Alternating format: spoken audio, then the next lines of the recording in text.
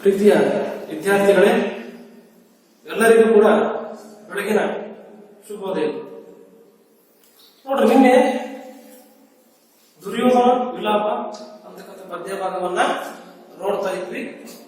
ಹಳೆಗನ್ನಡದಲ್ಲಿ ರಚನೆ ಆಗಿರ್ತಕ್ಕಂಥ ಪದ್ಯ ಭಾಗ ಇದು. ರಣಬಲಿರ್ತಕ್ಕಂಥ ದುರ್ಯೋಧನ ವಿಲಾಪ ಅಂತಕ್ಕಂಥ ಪದ್ಯದ ಬಗ್ಗೆ ತಿಳ್ಕೊಂಡ್ವಿ. ಏನಂತ ತಿಳ್ಕೊಂಡ್ವಿ? ತಮ್ಮವನ್ನೆಲ್ಲರನ್ನು ತಿಳ್ಕೊಂಡಿರ್ತಕ್ಕಂಥ ದುರ್ಯೋಧನ ಧೃತರಾಷ್ಟ್ರ ಮತ್ತು ಗಾಂಧಾರಿಯ ಮಾತಿನಂತೆ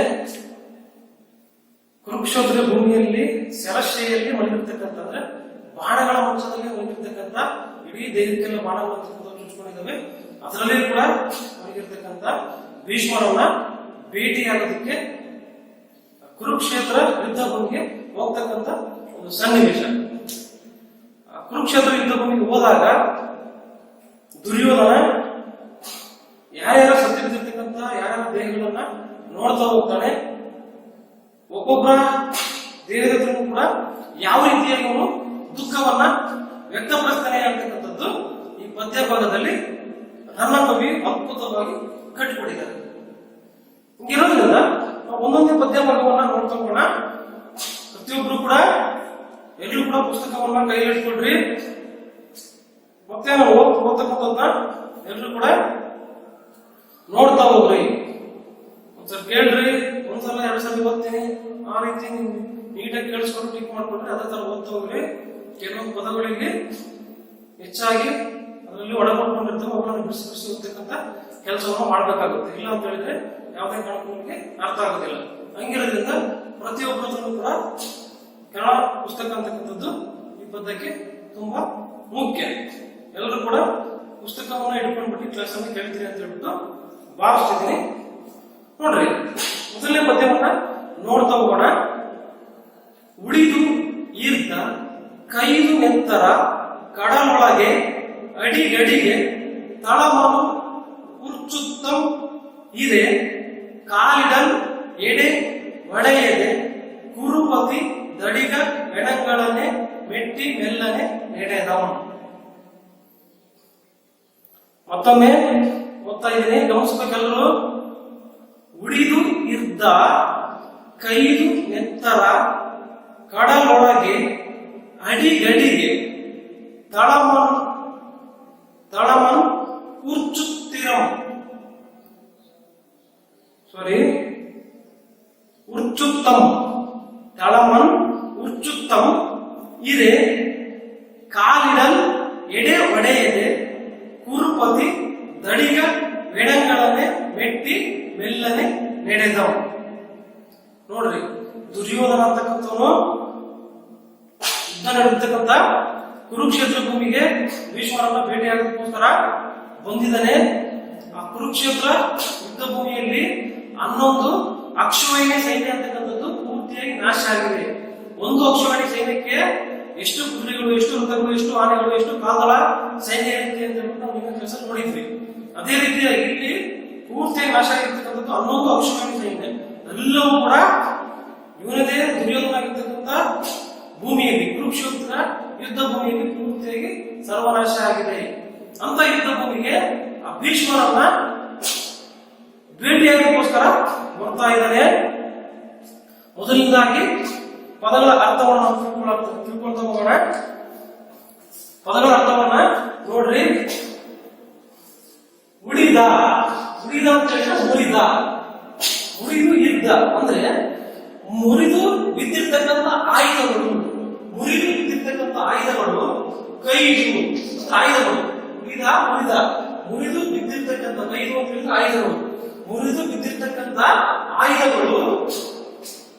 ನೆತ್ತರಗಳು ಅಂತ ಹೇಳಿದ್ರೆ ರಕ್ತದ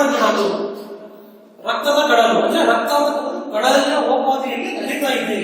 ಅಷ್ಟೊಂದು ಜನ ಸಾವನ್ನ ಅಪ್ಪಿದ್ದಾರೆ. ಆ ರಕ್ತದ ಕಡಲಿನಲ್ಲಿ ಹೆಜ್ಜೆಗೂ ಕೂಡ, ರಕ್ತದ ಕಡಲಿನಲ್ಲಿ ಅಡಿಗಂಟೆ ಹೆಜ್ಜೆ, ಅಡಿಗಡಿಗೆ ಹೆಜ್ಜೆಗೂ ಕೂಡ ಏನಾಗ್ತಿದ್ದಾರೆ, ಆ ದುರ್ಯೋಧನನ ಪಾದಗಳಿಗೆ ಮುರಿದು ಬಿದ್ದಿರ್ತಕ್ಕಂಥ ಆಯುಧಗಳು ಆ ರಕ್ತದ ಕಡಲಿನಲ್ಲಿ ಅವ್ರಿಗೆ ಕಾಣ್ತಾ ಇಲ್ಲ. ಯುದ್ಧ ಮಾಡಬೇಕಾದ್ರೆ ಮುರಿದು ಬಿದ್ದಿರ್ತಕ್ಕಂಥ ಆಯುಧಗಳು ಇವನು ಕಾಲನ್ನಿಟ್ಟು ಅದೇ ರಕ್ತದಲ್ಲಿ ಕಾಲನ್ನಿಟ್ಟು ಮುಂದೆ ಸಾಕ್ತಾನೆ. ಆ ರಕ್ತದಲ್ಲಿ ಯುದ್ಧ ಮಾಡಬೇಕಂತ ಮುರಿದಿರ್ತಕ್ಕಂಥ ಆಯುಧಗಳು ಹೆಜ್ಜೆ ಹೆಜ್ಜೆಗಳು. ಅಡಿ ಅಂತ ಹೇಳಿದ್ರೆ ಅಡಿಗಡಿಗೆ ಹೆಜ್ಜೆ, ಹೆಜ್ಜೆ ಹೆಜ್ಜೆ ಕೂಡ ಇವರ ಪಾದಗಳಿಗೆ, ತಳ ಅಂತ ಹೇಳಿದ್ರೆ ಪಾದ, ಹೆಜ್ಜೆ ಹೆಜ್ಜೆ ಕೂಡ ಇವರ ಪಾದಗಳಿಗೆ ಚುಚ್ಚುತ್ತಾ ಇದ್ದಾವೆ. ಉಚ್ಚು ಅಂದ್ರೆ ಚುಚ್ಚು, ದುರ್ಯೋಧನ ಪಾದಗಳಿಗೆ ಚುಚ್ಚುತ್ತಾ ಇದ್ದಾವೆ. ಎಡೆ ಅಂತ ಹೇಳಿದ್ರೆ ಸ್ಥಳ. ಮತ್ತೆ ಮುಂದೆ ಹೋಗೋದಕ್ಕೆ ಅವನು ಸ್ಥಳ ಕಾಣದೆ ಮುಂದೆ ಹೆಂಗಪ್ಪ ಹೋಗ್ಬೇಕು, ಹೆಜ್ಜೆ ಕೂಡ ಆ ರಕ್ತದ ಕಡಲಿನಲ್ಲಿ ರಕ್ತ ಆ ರೀತಿಯಾಗಿ ನಡೀತಾ ಇದೆ. ಆ ರಕ್ತದ ಕಡಲಿನಲ್ಲಿ ಹೆಜ್ಜೆ ಹೆಜ್ಜೆ ಕೂಡ ಆಯುಧಗಳು ಚುಚ್ಚುತ್ತಾ ಇದ್ದಾವೆ.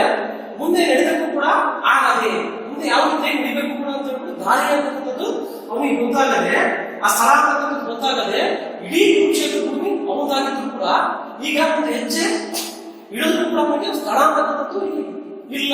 ಅಲ್ಲಿ ಅಷ್ಟೊಂದು ಆಯುಧಗಳು ತುಂಡಾಗಿ ಬಿದ್ದಿದ್ದಾವೆ, ರಕ್ತ ಅಂತಕ್ಕಂಥದ್ದು ಅಷ್ಟು ಪ್ರಮಾಣದಲ್ಲಿ ಹರಿತಾ ಇದೆ. ಮುಂದೆ ಹೋಗೋದಕ್ಕೂ ಕೂಡ ಅವನಿಗೆ ಆಗ್ತಾ ಇಲ್ಲ. ಇಂಥ ಒಂದು ಸಂದರ್ಭದಲ್ಲಿ ಅವನೇನ್ ಮಾಡ್ತಾನೆ, ಎಡೆ ಒಂದು ಹೆಜ್ಜೆ ಕೂಡ ಸ್ಥಳ ಕಾಣದೆ ಕುರುಪತಿ ಅಂತ ದುರ್ಯೋಧನ ತಡಿಗ ಅಂತ ಹೇಳಿದ್ರೆ ಭಾರಿ ಗಾತ್ರ, ಭಾರಿ ಗಾತ್ರದ ಎಣೆಗಳ ಮೇಲೆ, ಎಣ ಅಂತ ಹೇಳಿದ್ರೆ ಎಣ, ಭಾರಿ ಗಾತ್ರದ ಎಣಗಳ ಮೇಲೆ ಹೆಜ್ಜೆಯನ್ನು ಇಟ್ಕೊಳ್ತಾ ಮೆಟ್ಟಿ, ಭಾರಿ ಗಾತ್ರದಲ್ಲಿ ಇರ್ತಕ್ಕಂಥ ಎಣೆಗಳ ಮೇಲೆ ಒಂದೊಂದೇ ಹೆಜ್ಜೆಯನ್ನು ಇಟ್ಕೊಳ್ತಾ ಮೆಲ್ಲನೆ ನಡೆದ, ನಿಧಾನವಾಗಿ ನಡೀತಾ ಇದ್ದಾನೆ, ನಿಧಾನವಾಗಿ ನಡೀತಾ ಇದ್ದಾನೆ. ಅಂದ್ರೆ ಯುದ್ಧ ಮಾಡ್ಬೇಕಾದ್ರೆ ಮುರಿದು ಬಿದ್ದಿರ್ತಕ್ಕಂಥ, ಯುದ್ಧ ಮಾಡ್ಬೇಕಾದ್ರೆ ಮುರಿದು ಬಿದ್ದಿರ್ತಕ್ಕಂಥ ಆಯುಧಗಳು ಇವತ್ತು ರಕ್ತ ಅಂತಕ್ಕಂಥ ಕಡಲಿನ ಉತ್ಪಾದನೆ ನಡೀತಾ ಇದೆ, ರಕ್ತದಲ್ಲಿ ಬಿದ್ದಿದ್ದಾವೆ. ಇವರು ಹೆಜ್ಜೆ ಇಟ್ಕೊಂಡ್ಬಿಟ್ಟು ಭೀಷ್ಮರನ್ನ ಭೇಟಿಯಾಗೋದಕ್ಕೋಸ್ಕರ ಕಡಲಿನಲ್ಲಿ ನೀರು ಅಂತಕ್ಕಂಥದ್ದು ಯಾವ ರೀತಿಯಾಗಿರುತ್ತೋ ಇಲ್ಲಿ ಅದೇ ಕುರುಕ್ಷೇತ್ರ ಭೂಮಿಯಲ್ಲಿ ರಕ್ತ ಅಂತಕ್ಕಂಥದ್ದು ಆ ಕಡಲಿನ ಉತ್ಪಾದನೆಯಲ್ಲಿ ನಡೀತಾ ಇದೆ.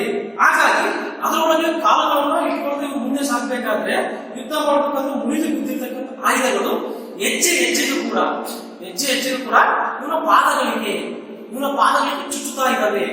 ಹಾಗಾಗಿ ಮುಂದೆ ಹೋಗೋದಕ್ಕೆ ಇವನು ದಾರಿ ಕಾಣದೆ, ಸ್ಥಳ ಅಂತಕ್ಕಂಥ ದೊರಕದೆ, ಅಲ್ಲಿ ಬಿದ್ದಿರ್ತಕ್ಕಂಥ ಭಾರಿ ಗಾತ್ರದ ಎಣ್ಣೆಗಳು, ದೊಡ್ಡ ದೊಡ್ಡ ಎಣ್ಣೆಗಳ ಮೇಲೆ ನಿಧಾನಕ್ಕೆ ಒಂದೊಂದು ಹೆಜ್ಜೆಯನ್ನೇ ಇಟ್ಕೊಳ್ತಾ ಮೆಲ್ಲನೆ ಮುಂದೆ ಸಾಗ್ತಾ ಇದ್ದಾನೆ. ಪದಗಳ ಅರ್ಥವನ್ನ ಸರಿಯಾದ ರೀತಿ ತಿಳ್ಕೊಳ್ರಿ. ಇದು ಮೊದಲನೇ ಪದ್ಯದಲ್ಲಿ ಈ ರೀತಿಯಾಗಿ ಹೇಳ್ತಾ ಹೋಗ್ತಾರೆ. ಮತ್ತೆ ಎರಡನೇ ಪದ್ಯವನ್ನು ನಾವು ನೋಡೋದಾದ್ರೆ, ಎರಡನೇ ಪದ್ಯವನ್ನು ನೋಡ್ತಾ ಹೋಗ್ರಿ.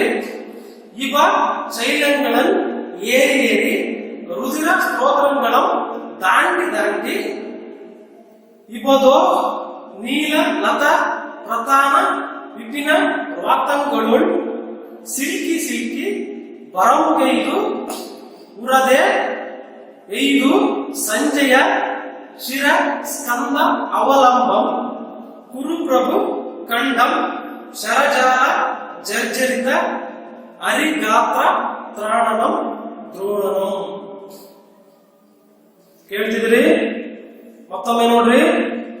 ಇವ ಶೈಲಂಗಳನ್ ಏರಿ ರುದಿರ ತ್ರೋತಂಗಳಂ ದಾಂಡಿ ಇವದೋ ನೀಲ ಲತ ಪ್ರಧಾನ ವಿಪಿನ ರಾಪಂಗಳು ಸಿಲ್ಕಿ ಬರಂ ಐದು ಉರದೆ ಐದು ಸಂಜಯ ಶಿರ ಸ್ಕಂದ ಅವಲಂಬಂ ಕುರುಪ್ರಭು ಕಂಠಂ ಶರಜಾಲ ಜರ್ಜರಿತ ಹರಿ ಗಾತ್ರ ತ್ರಾಣನಂ ದ್ರೋಣನಂ.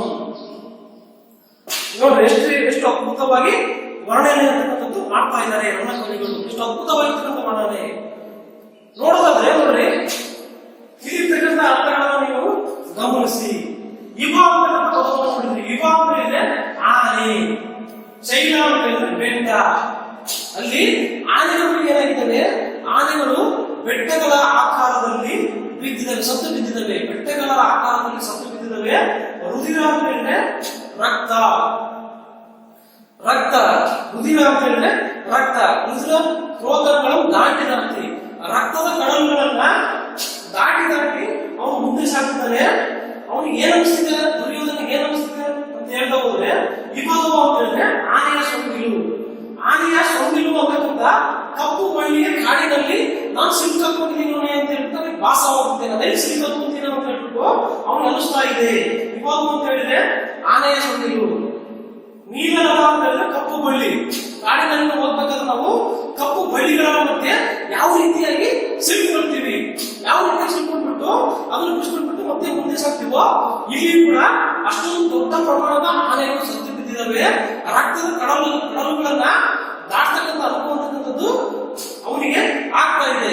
ಆ ಕಪ್ಪು ಬಳ್ಳಿಗಳಲ್ಲಿ ನಾನು ಸಿಲ್ಕೊಂಡಿದ್ದೀನಿ ಅನುಭವ ಅಂತ ಅನ್ಕೊಳ್ತಾ, ಸಿಲ್ಕೊಳ್ತೀನಿ ಅನುಭವ ಅಂತ ಅನ್ಕೊಳ್ತಾ ಆ ಗುಂಪುಗಳಿಂದ ಅದನ್ನು ಸಿಲ್ಕೊಳ್ಬಾರ್ದು ಅಂತ ಹೇಳ್ಬಿಟ್ಟು ಅವನೇನ್ ಮಾಡ್ತಾನೆ, ವಿಪಿನ ಅಂತ ಹೇಳಿದ್ರೆ ಕಾಡು ಊರಲ್ಲಿ ಅಂತ ಲೆಕ್ಕಿಸದೆ, ಯಾವನ್ನೂ ಕೂಡ ಲೆಕ್ಕಿಸದೆ ಅವನೇನ್ ಮಾಡ್ತಿದ್ದಾನೆ, ನಿಧಾನಕ್ಕೆ ಅವೆಲ್ಲವನ್ನು ಕೂಡ ದಾಟಿ ಮುಂದೆ ಹೋಗ್ತಿದ್ದಾನೆ. ಮುಂದೆ ಹೋಗ್ಬೇಕಾದ್ರೆ ಅವನಿಗೆ ಯಾರ ಆಶ್ರಯವನ್ನು ಸಿಗದಿದ್ದಾಗ ಸಂಜೆಯ ಆಶ್ರಯವನ್ನ, ಸ್ಕಂದ ಎಗಲು, ಸಂಜೆಯ ಎಗಲಿನ ಆಶ್ರಯವನ್ನ ಪಡ್ಕೊಂಡ್ಬಿಟ್ಟು ಅವನೇನ್ ಮಾಡ್ತಾನೆ, ಮುಂದೆ ಸಾಕ್ತಿದ್ದಾನೆ. ಮುಂದೆ ಸಾಕ್ಬೇಕಾದ್ರೆ ಅಲ್ಲಿ ಸರಚಾರ ಬಾಣಗಳ ಗುಂಪುಗಳಿಂದ ಜರ್ಜರಿತ ದೇಹ ಜರ್ಜರಿತವಾಗಿ ಬಿದ್ದಿರ್ತಕ್ಕಂಥ ದ್ರೋಣಾಚಾರ್ಯರನ್ನ ಕುರುಪತಿ ಅಂದ್ರೆ ದುರ್ಯೋಧನ ನೋಡ್ತಾ ಇದ್ದಾನೆ. ಈ ಪದಗಳ ಅರ್ಥವನ್ನ ಸರಿಯಾದ ರೀತಿ ನೆನಪನ್ನ ಇಟ್ಕೊಳ್ರಿ. ಇದು ಹೇಳ್ತಾ ಇದ್ದಾರೆ, ವಿಪಶೈಲಂಗಳನ್ನು ಏರಿ ಏರಿ ರುಧಿರ ಶ್ರೋತ್ರಗಳನ್ನು ದಾಟಿ ಆನೆ ಅಂತಕ್ಕಂಥ ಬೆಟ್ಟಗಳನ್ನು, ಆನೆಗಳು ದೊಡ್ಡ ಬೆಟ್ಟಗಳ ಆಕಾರದಲ್ಲಿ ಬಿದ್ದಿದ್ದಾವೆ. ಸತ್ತು ಬಿದ್ದಿರ್ತಕ್ಕಂಥ ಆನೆಗಳನ್ನ ಬೆಟ್ಟಗಳನ್ನು ಯಾವ ರೀತಿಯಾಗಿ ದಾಟ್ತಾ ಹೋಗ್ತೀವೋ ಅದೇ ರೀತಿಯಾಗಿ ಸತ್ತಿರ್ತಕ್ಕಂಥ ಆನೆಗಳನ್ನು ಕೂಡ ಇವನು ನಿಧಾನಗತಿಯಲ್ಲಿ ದಾಟ್ತಾ ಇದ್ದಾನೆ. ನಿಧಾನಗತಿಯಲ್ಲಿ ದಾಟ್ಬಿಟ್ಟು ರಕ್ತ ಅಂತಕ್ಕಂಥದ್ದು ಸಾಗರ ನದಿಯಲ್ಲಿ ಹರಿತಾ ಇದೆ. ಆ ಸಾಗರಗಳನ್ನ ನದಿಗಳನ್ನ ದಾಟಿರ್ತಕ್ಕಂಥ ಅನುಭವ ನಿಮ್ಗೆ ಆಗ್ತಾ ಇದೆ. ಆ ರೀತಿಯಾಗಿ ನಿಧಾನಗತಿಯಲ್ಲಿ ಅವೆಲ್ಲವನ್ನು ಕೂಡ ದಾಟ್ಕೊಂಡ್ಬಿಟ್ಟು ಆನೆಯ ಸೊಂಡಿಲುಗಳು ಅಂತಕ್ಕಂಥದ್ದು ಹೇಗೆ ಇದಾವೆ ಅಂತ ಹೇಳಿದ್ರೆ, ಕಾಡಿನಲ್ಲಿ ಕಪ್ಪು ಬಳ್ಳಿಗಳಿಂದ ಕೂಡಿರ್ತಕ್ಕಂಥ ಕಾಡು ಅಂತಕ್ಕಂಥದ್ದು ಯಾವ ರೀತಿಯಾಗಿರುತ್ತೋ ಅದರಲ್ಲಿ ಯಾವ ರೀತಿಯಾಗಿ ಸಿಲ್ಕೊಳ್ತೀವಿ, ನಾವು ಕಾಡಿನಲ್ಲಿ ಹೋದಾಗ ಅನುಭವ ಆಗುತ್ತೋ ಅದೇ ರೀತಿ ಅನುಭವ ಅಂತಕ್ಕಂಥದ್ದು ಈ ಆನೆಗಳ ಸೊಂಡಿಲಿನ ಮಧ್ಯದಲ್ಲಿ ನನ್ನ ಪಾದ ಏನಾದ್ರು ಸಿಲ್ಕೊಂಡ್ಬಿಡುತ್ತೋ ಅಂತಕ್ಕಂಥ ಭಾವನೆಯನ್ನ ವ್ಯಕ್ತಪಡಿಸಿಕೊಂಡು ಆನೆಗಳನ್ನೇ ನಿಧಾನಗತಿಯಲ್ಲಿ ಬೆಟ್ಟಗಳ ರೀತಿಯಲ್ಲಿ ಏರ್ತಾ ಅದರೊಳಗೆ ಸಿಲ್ಕಬಾರದು ಅಂತ ಹೇಳ್ಬಿಟ್ಟು ಜಾಗ್ರತೆಯಿಂದ ಇನ್ನೇನ್ ಮಾಡ್ತಿದ್ದಾನೆ, ಅವೆಲ್ಲವನ್ನು ಕೂಡ ಯಾವನ್ನು ಕೂಡ ಲೆಕ್ಕಿಸದೆ ಈಶ್ವರನ ಭೇಟಿಯಾಗೋದಕ್ಕೆ ಸಂಜೆಯನ ಎಗಲಿನ ಆಶ್ರಯವನ್ನ ಪಡ್ಕೊಂಡ್ಬಿಟ್ಟು ಇವನೇನ್ ಮಾಡ್ತಿದ್ದಾನೆ, ಮುಂದೆ ಸಾಕ್ತಿದ್ದಾನೆ. ಮುಂದೆ ಸಾಕ್ಬೇಕಾದ್ರೆ ಶರಜಾಲ ಅಂತ ಹೇಳಿದ್ರೆ ಬಾಣಗಳ ಗುಂಪುಗಳಿಂದ ಇಡೀ ದೇಹ ಅಂತಕ್ಕಂಥದ್ದು ಜರ್ಜರಿತವಾಗಿರ್ತಕ್ಕಂಥ ದೇಹವನ್ನ ಬಿದ್ದಿರ್ತಕ್ಕಂಥ ಒಂದು ದೇಹವನ್ನ ನೋಡ್ತಾನೆ. ಆ ದೇಹ ಅಂತಕ್ಕಂಥದ್ದು ದ್ರೋಣಾಚಾರ್ಯ ದೇಹ ಅಂತಕ್ಕಂಥದ್ದು ಆಗಿರುತ್ತೆ. ಸಂಜಯ್ ಅಂತ ಹೇಳಿದ್ರೆ ಮಹಾಭಾರತದಲ್ಲಿ ಕುರುಕ್ಷೇತ್ರ ಭೂಮಿಯಲ್ಲಿ ನಡೀತಕ್ಕಂಥ ಯುದ್ಧ ಭೂಮಿಯಲ್ಲಿ ನಡೀತಕ್ಕಂಥ ಎಲ್ಲಾ ಘಟನೆಗಳನ್ನು ಕೂಡ ಇವನೇನ್ ಮಾಡ್ತಿರ್ತಾನೆ, ಧೃತರಾಷ್ಟ್ರ ಮತ್ತು ಗಾಂಧಾರಿಗೆ ತಿಳಿಸ್ತಾ ಇರ್ತಾನೆ. ಒಬ್ಬ ನಿರೂಪಕರ ಕೆಲಸವನ್ನ ಇವನು ಮಾಡ್ತಾ ಇರ್ತಾನೆ. ಇದೇ ಸಂಜಯನ್ನ ಎಗಲಿನ ಆಶ್ರಯವನ್ನು ಪಡ್ಕೊಂಡ್ಬಿಟ್ಟು ಅವೆಲ್ಲವನ್ನು ಕೂಡ ದಾಟ್ಕೊಂಡ್ಬಿಟ್ಟು ನಿಧಾನಗತಿಯಲ್ಲಿ ಸಾಗಬೇಕಾದ್ರೆ ಅನೇಕ ಬಾಣಗಳ ಪ್ರಹಾರದಿಂದ, ಬಾಣಗಳ ಗುಂಪಿನಿಂದ ಇಡೀ ದೇಹ ಜರ್ಜರಿತವಾಗಿ ಬಿದ್ದಿರ್ತಕ್ಕಂಥ ದ್ರೋಣಾಚಾರ್ಯರನ್ನು ಅಲ್ಲೇ ಗಮನಿಸ್ತಾ ಹೋಗ್ತಾನೆ. ಮುಂದೆ ನೋಡಿ, ಮುಂದೆ ಏನಾಗುತ್ತೆ, ದ್ರೋಣಾಚಾರ್ಯ ದೇಹ ಅಂತಕ್ಕಂಥದ್ದು ಈಗ ನೋಡ್ತಾ ಇದ್ದಾನೆ. ಮುಂದೆ ಏನಾಗುತ್ತೆ ವಚನ, ಅಂತೂ ನಿಸರ್ಗ ದುಷ್ಟದುಮ್ಯ ಕಚ ನಿಗ್ರಹ ಕರವಿರುಳಿದ ಮೌಳಿಯಾಗಿದ್ದ ಭಾರಧ್ವಜ ನೀರವಂ ರಾಜರಾಜ ನೋಡಿ. ಮತ್ತೊಮ್ಮೆ ಕೇಳಿಸ್ಕೊಳ್ರಿ. ಅಂತೂ ನಿಸರ್ಗ ದುಷ್ಟದುಮ್ಯ ಕಚ ನಿಗ್ರಹ ಕರವಿರುಳಿದ ಮೌಳಿಯಾಗಿದ್ದ ಭಾರಧ್ವಜ ನೀರವಂ ರಾಜರಾಜ ನೋಡಿ. ನೋಡ್ರಿ, ಪದಗಳನ್ನ ನೋಡೋದಾದ್ರೆ ನಿಸರ್ಗ ದುಷ್ಟ ಅಂದ್ರೆ ಸ್ವಭಾವದ ಕೆಟ್ಟವನಾದ, ಅಂದ್ರೆ ಇಲ್ಲಿ ದುಷ್ಟದುಮ್ಯ ಅಂತ ಹೇಳಿದ್ರೆ ಇವನು ದ್ರೌಪದಿಯ ಸೋದರ, ದ್ರುಪದನ ಮಗ. ಏನಾಗಿರ್ತಕ್ಕ ಅಂತ ಹೇಳಿದ್ರೆ ಇಲ್ಲಿ ದ್ರುಪದ ಮತ್ತೆ ದ್ರೋಣಾಚಾರ್ಯರು ಸ್ನೇಹಿತರು, ಒಂದೇ ಕಡೆ ವಿದ್ಯಾಭ್ಯಾಸವನ್ನ ಕಲ್ತಿರ್ತಕ್ಕಂಥವ್ರು. ಹಾಗೆ ವಿದ್ಯಾಭ್ಯಾಸವನ್ನು ಎಲ್ಲ ಇಬ್ಬರು ಮುಗಿಸಿ ಓದ್ಬೇಕಾದ್ರೆ ದ್ರುಪದ ಹೇಳ್ತಾನೆ ದ್ರೋಣಾಚಾರ್ಯರಿಗೆ, ನಿಮ್ಗೆ ಮುಂದೆ ಏನಾದ್ರೂ ಕಷ್ಟ ಬಂತು ಅಂತ ಹೇಳಿದ್ರೆ ನಾನು ಇದೀನಿ ಅಂತಕ್ಕಂಥದ್ದನ್ನ ಮರಿಬೇಡ, ನನ್ನ ಹತ್ರ ನನಗೆ ಆ ಕೈಲಾದಷ್ಟು ಸಹಾಯವನ್ನು ಮಾಡ್ತೀನಿ ಅಂತ ಹೇಳ್ಬಿಟ್ಟು ಹೇಳಿರ್ತಾರೆ. ಇಂಥ ಸಂದರ್ಭದಲ್ಲಿ ಏನಾಗುತ್ತೆ, ದ್ರೋಣಾಚಾರ್ಯರಿಗೆ ಅಪಾರವಾಗಿರ್ತಕ್ಕಂಥ ಕಷ್ಟ ಅಂತಕ್ಕಂಥದ್ದು ಬರುತ್ತೆ. ಎಂತ ಕಷ್ಟಪ್ಪ ಅಂತ ಹೇಳಿದ್ರೆ ತನ್ನ ಮಗನಿಗೆ ಹಾಲು ಕೂಡ ಇರೋದಿಲ್ಲ. ಅಂತ ಸಂದರ್ಭದಲ್ಲಿ ಹೆಂಡತಿ ಅಕ್ಕಿ ಹಿಟ್ಟನ್ನ ನೀರಿನಲ್ಲಿ ಕಲಿಸ್ಬಿಟ್ಟು ಮಗನಿಗೆ ಕುಡಿಸ್ತಾ ಇದ್ದಾಳೆ. ಅಂತ ಒಂದು ಸಂದರ್ಭದಲ್ಲಿ ನನ್ನ ಸ್ನೇಹಿತನಿಗೆ ಸಹಾಯವನ್ನ ಕೇಳೋಣ ಅಂತ ಹೇಳ್ಬಿಟ್ಟು ಏನ್ ಮಾಡ್ತಾರೆ, ದ್ರುಪದನ ಹತ್ರ ಹೋಗ್ತಾರೆ. ದ್ರುಪದಿಗಾಗ್ಲೇ ರಾಜ ಆಗಿರ್ತಾರೆ. ಸಹಾಯವನ್ನು ಕೇಳಬೇಕು ಅಂತ ಕೇಳಿದಾಗ ಅವನೇನ್ ಮಾಡ್ತಾನೆ, ದ್ರುಪದ ದ್ರೋಣಾಚಾರ್ಯರಿಗೆ ಅವಮಾನವನ್ನು ಮಾಡಿ ಕಳಿಸಿದಾಗ ಇವರು ನನ್ನ ಶಿಷ್ಯನಿಂದಲೇ ನಿಮ್ಗೆ ಅವಮಾನ ಮಾಡ್ತೀನಿ ಅಂತ ಹೇಳ್ಬಿಟ್ಟು ಶಬ್ದವನ್ನು ಮಾಡ್ಕೊಂಡು ಬರ್ತಾ ಹೋಗ್ತಾರೆ. ಅದೇ ರೀತಿ ಮುಂದೆ ಅರ್ಜುನನಿಂದ ದ್ರುಪದನಿಗೆ ಅವಮಾನ ಕೂಡ ಆಗುತ್ತೆ. ಅದೇ ದ್ವೇಷಕ್ಕೆ ಇವ್ರೇನ್ ಮಾಡ್ತಾರೆ, ಒಂದು ಯಜ್ಞದಿಂದ ಈ ದುಷ್ಟದುಮ್ನನ್ನ ಮಾಡ್ಕೊಳ್ತಾ ಹೋಗ್ತಾರೆ. ಯಜ್ಞದಿಂದ ಮಾಡ್ಕೊಳ್ತಾ ಹೋಗ್ತಾರೆ. ಅಂದ್ರೆ ಹುಟ್ಟುತ್ತಲೇ ಸಕಲ ವಿದ್ಯಾ ಪಾರಂಗತನಾಗಿ ಯಜ್ಞದ ಮೂಲಕ ದ್ರುಪದನಿಗೆ ಸಿಕ್ಕಿರ್ತಕ್ಕಂಥ ದುಷ್ಟದುಮ್ನ. ಹಾಗಾಗಿ ನನ್ನ ಸ್ವಭಾವತಃ ಕೆಟ್ಟವರು, ಹುಟ್ಟುತ್ತಲೇ ಕೆಟ್ಟವರು ಅಂತ ಹೇಳ್ಬಿಟ್ಟು ನನ್ನ ಕರಿತಾ ಹೋಗ್ತೇವೆ. ಇವ್ನು ಹುಟ್ಟಿರ್ತಕ್ಕಂಥ ಮೂಲ ಉದ್ದೇಶ ಏನಪ್ಪಾ ಅಂತ ಹೇಳಿದ್ರೆ ದ್ರೋಣಾಚಾರ್ಯರನ್ನು ಹತ ಮಾಡ್ತಕ್ಕಂಥದ್ದು, ದ್ರೋಣಾಚಾರ್ಯ ಸಾಯಿಸ್ತಕ್ಕಂಥದ್ದು ಅಂತ ಹೇಳ್ಬಿಟ್ಟು ತಿಳ್ಕೊಳ್ತಾ ಹೋಗ್ಬೋದು. ಅದು ಮುಂದಿನ ಚೂರಲ್ಲಿ ಮತ್ತೆ ದ್ರೋಣಾಚಾರ್ಯ ಹೇಗೆ ಹತ ಅಂತ ಹೇಳ್ತೀನಿ. ಕಚ ಅಂತ ಹೇಳಿದ್ರೆ ತಲೆ ಕೂದಲು ಅಂದ್ರೆ ಹುಟ್ಟಲೇ ಸ್ವಭಾವದ ಕೆಟ್ಟವನಾಗಿ ಹುಟ್ಟಿರ್ತಕ್ಕಂಥ ದುಷ್ಟದುಮ್ನ ತಲೆ ಕೂದಲನ್ನ ಹಿಡಿದೆಳೆದ್ರು. ದ್ರೋಣಾಚಾರ್ಯ ತಲೆ ಕೂದಲನ್ನ ಹಿಡಿದೆಳೆದ್ಬಿಟ್ಟು ಅವರಿಗೆ ನಿಗ್ರಹ ಶಿಕ್ಷೆ ದಂಡನೆಯನ್ನು ಕೊಟ್ಟಿದ್ದಾನೆ. ಅವರ ತಲೆಯನ್ನು ಪೂರ್ತಿಯಾಗಿ ಕತ್ತರಿಸಿದ್ದಾನೆ.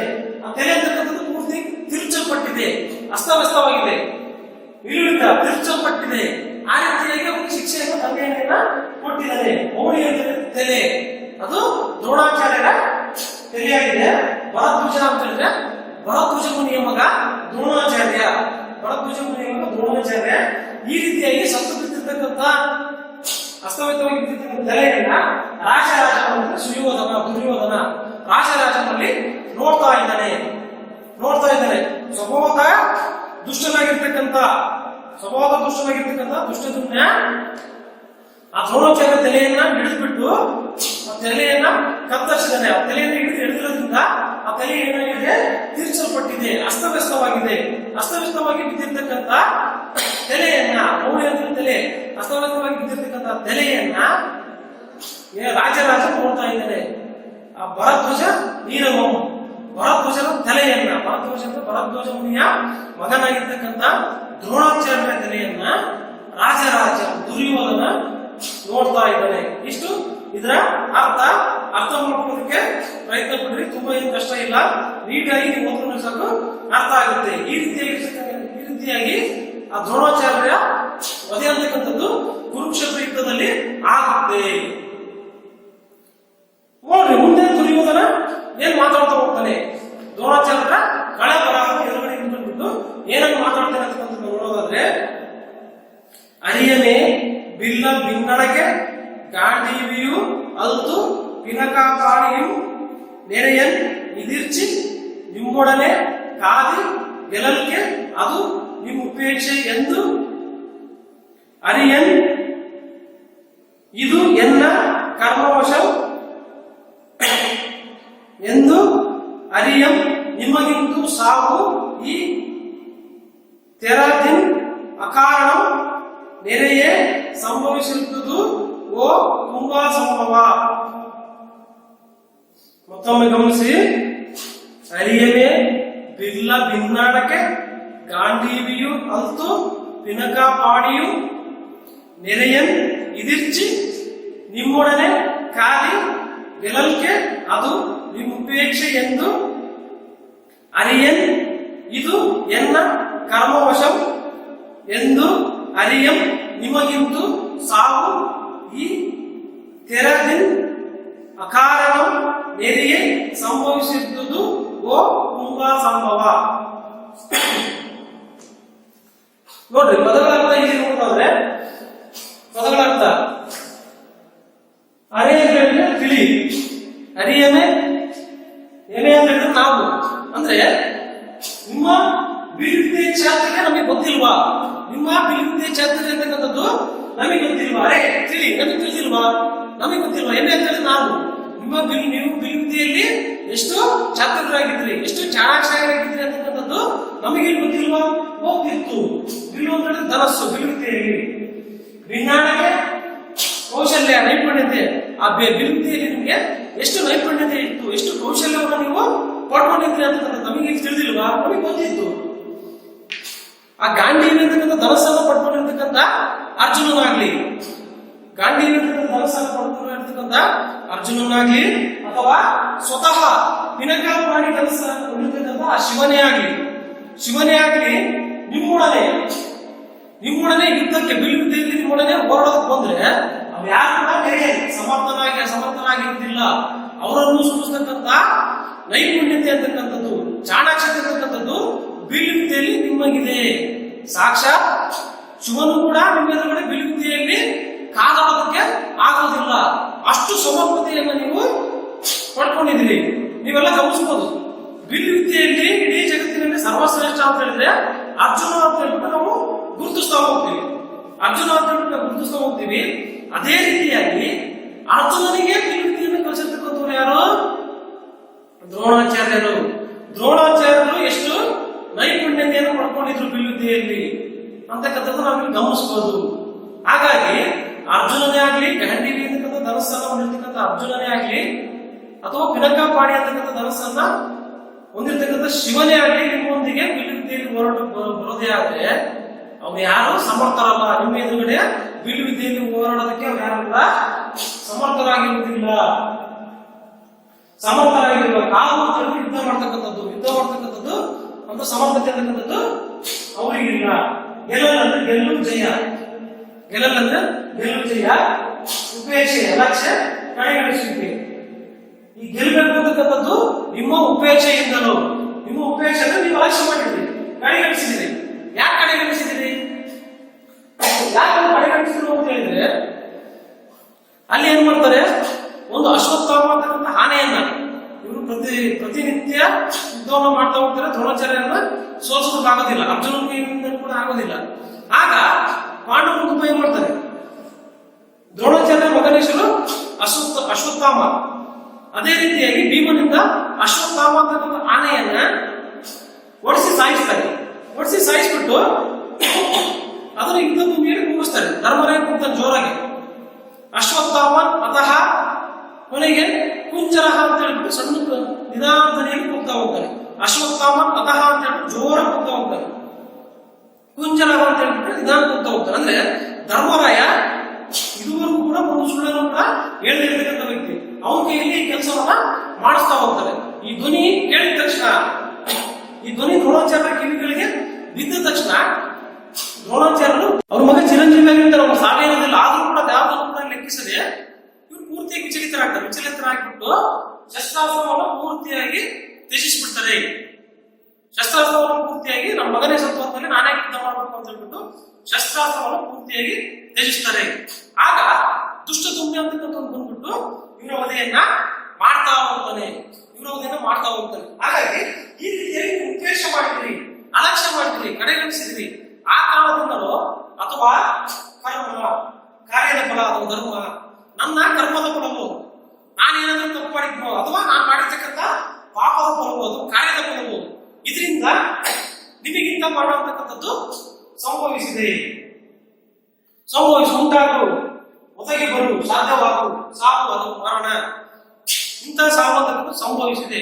ಇಂಥ ಸಾವು ಅಂತಕ್ಕಂಥದ್ದು ನಿಮಗೆ ಬರಬಾರ್ದಾಗಿತ್ತು ಅಂತ ಹೇಳ್ಬಿಟ್ಟು ಅಲ್ಲಿನ್ನು ಹೇಳ್ತಾ ಹೋಗ್ತಾನೆ. ನೋಡ್ರಿ, ಬಿಲ್ವಿದ್ಯೆಯಲ್ಲಿ ನನಗೆ ಗೊತ್ತಿಲ್ವಾ, ನಾವು ಎಂತ ಬಿಲ್ವಿದ್ಯೆಗಾರನು ಅಂತ ಹೇಳ್ಬಿಟ್ಟು, ನೀವೆಂತ ಬಿಲ್ವಿದ್ಯೆಗಾರನು ಅಂತ ಹೇಳ್ಬಿಟ್ಟು ನಮಗೆ ಗೊತ್ತಿಲ್ವಾ? ನನಗೆ ಗೊತ್ತು. ಬಿಲ್ವಿದ್ಯೆಯಲ್ಲಿ ನಿಮ್ಮನ್ನ ಗಾಂಧೀವಿ ಅಂತಕ್ಕಂಥ ದವಸ ಹೇಳ್ಬಿಟ್ಟು ಸ್ವತಃ ಅರ್ಜುನನೇ ಎದುರುಗಡೆ ಹೋರಾಡೋದಕ್ಕೆ ಪ್ರಾರಂಭ ಮಾಡಿದ್ರು ಕೂಡ ಅವನ ಕೈಲಿ ಕೂಡ ಸೋಲಿಸಕ್ಕಾಗಲ್ಲ. ಸಾಕ್ಷಾತ್ ಶಿವನೇ ಏನಕ್ಕಾಗತಕ್ಕಂಥ ಬಿಲ್ಲನ್ನು ದವಸ ಹೇಳ್ಕೊಂಡ್ಬಿಟ್ಟು ಸಾಕ್ಷಾತ್ ಶಿವನೇ ನಿಮ್ಮ ಎದುರುಗಡೆ ಬಿಲ್ವಿದ್ಯೆಯಲ್ಲಿ ಭಾಗವಹಿಸಿದ್ರೆ ಆ ಶಿವನನ್ನು ಕೂಡ ಸೋಲಿಸ್ತಕ್ಕಂಥ ಸಾಮರ್ಥ್ಯ, ನೈಪುಣ್ಯ ಅಂತಕ್ಕಂಥದ್ದು ನಿಮಗಿದೆ. ಅದು ನನಗೆ ಗೊತ್ತಿಲ್ಲ, ಅದು ನನಗೆ ಗೊತ್ತು. ಆದ್ರೆ ಇಲ್ಲಿ ನಿಮ್ಮ ಉದಾಸೀನದಿಂದಲೋ, ನಿಮ್ಮ ಅಲಕ್ಷ್ಯದಿಂದಲೋ ನೀವು ಕಡೆಗಣಿಸಿದ್ರೇನೋ, ಅಂದ್ರೆ ಮಗನ ಸಾವಿನ ಸುದ್ದಿಯನ್ನು ಕೇಳಿಬಿಟ್ಟು ನೀವು ಶಸ್ತ್ರಾಸ್ತ್ರವನ್ನ ಯಾವ ರೀತಿಯಾಗಿ ತ್ಯಜಿಸ್ತಾ ಹೋಗ್ತಿರೋ ಅಂತ ಉಪೇಕ್ಷೆಯಿಂದಲೋ ಅಥವಾ ನಾನು ಮಾಡಿರ್ತಕ್ಕಂಥ ಕರ್ಮದ ಫಲದಿಂದಲೋ ನಿಮಗೆ ಇದು ಸಾವು ಅಂತಕ್ಕಂಥದ್ದು ಒಂದು ಸಂಭವಿಸಿದೆ. ಇದು ಸಾವು ಅಂತಕ್ಕಂಥದ್ದು ಕುಂಭಾಸಂಭವ ಅಂತಕ್ಕಂಥದ್ದು. ಕುಂಭಾಸಂಭವ ಅಂತ ಹೇಳಿದ್ರೆ ಕುಂಭದಲ್ಲಿ ಬಿಟ್ಟಿರ್ತಕ್ಕಂಥವ್ರು ದ್ರೋಣ. ಇಂಥ ಸಾವು ಅಂತಕ್ಕಂಥದ್ದು ಇವತ್ತಿನ ದಿನ ಈ ದಿನ ನಿಮಗೆ ಇಂಥ ಸಾವು ಅಂತಕ್ಕಂಥದ್ದು ಬರಬಾರ್ದಾಗಿತ್ತು, ಸಂಭವಿಸಬಾರ್ದಾಗಿತ್ತು ಅಂತ ಬಿಟ್ಟು ಗುರುವಿನ ಕಳೆ ಬರಹದ ಎದುರುಗಡೆ ನಿಂತುಬಿಟ್ಟವನು ದ್ರೋಣಾಚಾರ್ಯರ ಬಿಲ್ವಿದ್ಯೆಯನ್ನು ಹೊಗಳ್ತಾ ಇದ್ದಾನೆ, ಬಿಲ್ವಿದ್ಯೆಯ ಬಗ್ಗೆ ಹೇಳ್ಕೊಳ್ತಾ ಇದ್ದಾನೆ. ನನ್ನ ಕರ್ಮದ ಫಲ ಆಗಿರ್ಬೋದು ಅಥವಾ ನೀವು ತೋರಿಸಿರ್ತಕ್ಕಂಥ ಉಪೇಕ್ಷೆಯಿಂದ ಆಗಿರ್ಬೋದು, ಇಂಥ ಸಾವಧಾನ ನಿಮಗೆ ಸಂಭವಿಸಿದೆ, ಇಂಥ ಸಾವಧಾನ ನಿಮಗೆ ಬರಬಾರ್ದಾಗಿತ್ತು ಅಂತ ಹೇಳ್ಬಿಟ್ಟು ಆ ದುಃಖವನ್ನ ವ್ಯಕ್ತಪಡಿಸ್ತಾ ಇದ್ದಾನೆ. ಈ ರೀತಿ ದುಃಖವನ್ನು ವ್ಯಕ್ತಪಡಿಸ್ಬಿಟ್ಟು ಮುಂದೆ ಏನ್ ಹೇಳ್ತಾರೆ ನೋಡ್ರಿ, ಎಂದು ದುಃಖಂ ಗೈದು ಕುಂಭ ಸಂಭವನಂ ತ್ರಿ ಪ್ರದಕ್ಷಿಣೆ ಗೈದು ಬರುತ್ತಂ ಆ ದಿಶಾಭಾಗದೋಳು. ಈ ರೀತಿಯಾಗಿ ಹೇಳ್ತಾ ಅಲ್ಲಿ ದುಃಖವನ್ನು ವ್ಯಕ್ತಪಡಿಸ್ತಾ ಗುರುಗಳ ಕಳೆ ಬರಹದ ಎದುರುಗಡೆ, ಕಳೆ ಬರಹ ಅಂತ ಹೇಳಿದ್ರೆ ದೇಹ ಅಂತ ಹೇಳ್ಬಿಟ್ಟು ದುಃಖವನ್ನು ವ್ಯಕ್ತಪಡಿಸ್ತಾ, ಪೂರ್ತಿಯಾಗಿ ದುಃಖವನ್ನು ವ್ಯಕ್ತಪಡಿಸ್ತಾ ಅವನು ಅವರ ದೇಹಕ್ಕೆ 3 ಪ್ರದಕ್ಷಿಣೆಯನ್ನು ಹಾಕ್ಬಿಟ್ಟು ಗುರುಗಳಾಗಿರ್ತಕ್ಕಂಥವರಿಗೆ ಕೊನೆಯ ನಮನವನ್ನು ಸಲ್ಲಿಸ್ತಾ ಇದ್ದಾನೆ. 3 ಪ್ರದಕ್ಷಿಣೆಯನ್ನು ಹಾಕ್ಬಿಟ್ಟು 3 ಪ್ರದಕ್ಷಿಣೆ ಹಾಕ್ಬಿಟ್ಟು ಅವನಿಗೆ ಗೌರವವನ್ನು ಸಲ್ಲಿಸ್ಬಿಟ್ಟು ಅದೇ ದಿಕ್ಕಿನಲ್ಲಿ ಬರುತ್ತಾ ಅದೇ ಭಾಗದಲ್ಲಿ ಬರ್ತಾ ಇರ್ಬೇಕಾದ್ರೆ ಮತ್ತೇನಾಯ್ತು ಅಂತ ಹೇಳ್ಬಿಟ್ಟು ಹೇಳ್ತಾ ಇದ್ದಾರೆ. ಅದನ್ನ ನೋಡಿ ರಂಗಕವಿ ಎಷ್ಟು ಅದ್ಭುತವಾಗಿ ಆ ಕುರುಕ್ಷೇತ್ರದಲ್ಲಿ ದುರ್ಯೋಧನ ಬರ್ತಕ್ಕಂಥ ಚಿತ್ರಣವನ್ನ ಎಷ್ಟು ಅದ್ಭುತವಾಗಿ ಚಿತ್ರಿಸಿದ್ದಾನೆ. ಯುದ್ಧದಿಂದ ನಾವು ಅರ್ಥ ಮಾಡ್ಕೋಬೇಕಾಗಿದ್ದಷ್ಟೇ, ಯುದ್ಧದಿಂದ ಎಷ್ಟೊಂದು ಲಕ್ಷಾಂತರ ಜನ ಸಾವು ನೋವುಗಳನ್ನ ಅನುಭವಿಸ್ತಿದ್ದಾರೆ. ಇದು ಮಾನವ ನಾಶಕವಾಗಿದೆ. ಇದನ್ನು ಪ್ರತಿಯೊಬ್ಬರು ಕೂಡ ಬುದ್ಧನಂತೆ ಇದನ್ನೆಲ್ಲರೂ ಕೂಡ ಧಿಕ್ಕರಿಸಬೇಕು. ಅಶೋಕ ಮಹಾರಾಜ ಕಳಿಂಗ ಯುದ್ಧದ ನಂತರ ಯಾವ ರೀತಿಯಾಗಿ ಪೂರ್ತಿಯಾಗಿ ಯುದ್ಧವನ್ನು ತ್ಯಜಿಸಿಬಿಟ್ಟು ಬೌದ್ಧ ಧರ್ಮವನ್ನು ಸ್ವೀಕಾರ ಮಾಡಿಬಿಟ್ಟು ಶಾಂತಿ ಪ್ರಿಯನಾಯಿತು, ಈಗಲೂ ಕೂಡ ಪ್ರತಿಯೊಂದು ದೇಶಗಳು ಕೂಡ ಇದನ್ನ ಅನುಕರಣೆ ಮಾಡಬೇಕು. ಯುದ್ಧಗಳನ್ನ ದೇಶಗಳ ನಡುವೆ ಯುದ್ಧಗಳನ್ನು ನಡೆದ್ಬಿಟ್ಟು ಸಾಮಾನ್ಯ ಜನರು ಸಾಯ್ತಾ ಇದ್ದಾರೆ. ಅವುಗಳನ್ನು ನಿಲ್ಬೇಕಂದ್ರೆ ಎಲ್ಲರೂ ಕೂಡ ಶಾಂತಿಯ ಮಂತ್ರವನ್ನು ಪಠಿಸಬೇಕು, ಯುದ್ಧಗಳನ್ನ ಪೂರ್ತಿಯಾಗಿ ನಿಲ್ಲಿಸಬೇಕು ಅಂತ ಸಂದೇಶವನ್ನು ನೀವೇ ನಮಗೆ ತಿಳಿಯಪಡಿಸಿದ್ದಾರೆ. ಹಾಗಾದ್ರೆ ಇನ್ನು ಮುಂದೆ ಯಾರ್ಯಾರ ಕಳೆ ಬರಹಗಳು ಸಿಗ್ತಾ ಹೋಗ್ತವೆ, ಯಾರ್ಯಾರ ಕಳೆ ಬರಹದ ಕಡೆ ಯಾವ ರೀತಿ ದುಃಖವನ್ನ ಸುಯೋಧನ ವ್ಯಕ್ತಪಡಿಸ್ತಾ ಇದ್ದಾರೆ ಅಂತಕ್ಕಂಥದ್ದು ನಾವು ಮುಂದಿನ ಭಾಗದಲ್ಲಿ ನೋಡ್ತಾ ಹೋಗೋಣ. ಇವತ್ತಿಗೆ ಇಷ್ಟಿರಲಿ. ಎಲ್ಲರಿಗೂ ಕೂಡ ಧನ್ಯವಾದಗಳು.